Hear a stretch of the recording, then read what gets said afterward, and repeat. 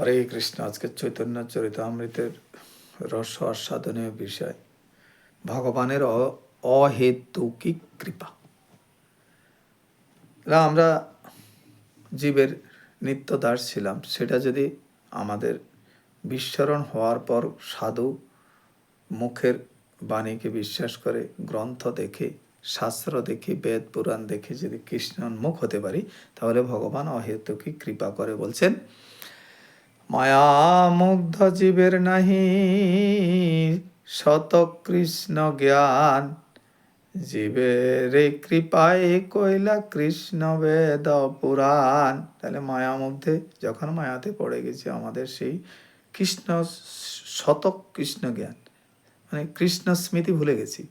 সেই জন্য জীবকে কৃপা করে ভগবান কি করলেন, বেদ পুরাণ দিয়ে তার পূর্ব স্মৃতি আনার জন্য বেদ পুরাণের সৃষ্টি করলেন।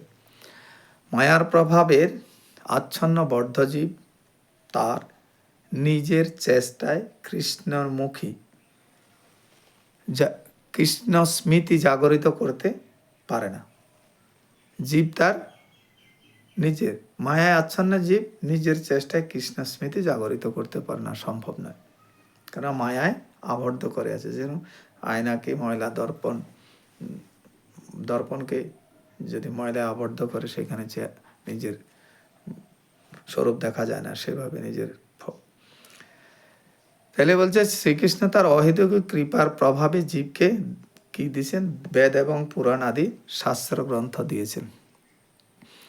তাই বলছেন, কৃষ্ণ আমার হং যদি সেই বেদ পুরাণ দেখে, সাধু কথা শুনে, সাধুর আশ্রয় নিয়ে, দীক্ষা শিক্ষার আশ্রয় নিয়ে, গুরুর বাক্য অনুসারে যদি এই বদ্ধজীব কৃষ্ণ স্মৃতি আনার চেষ্টা করেন, তাহলে আসে, এবং গুরু কৃপায় এবং সাধু কৃপায় সেটা হয়।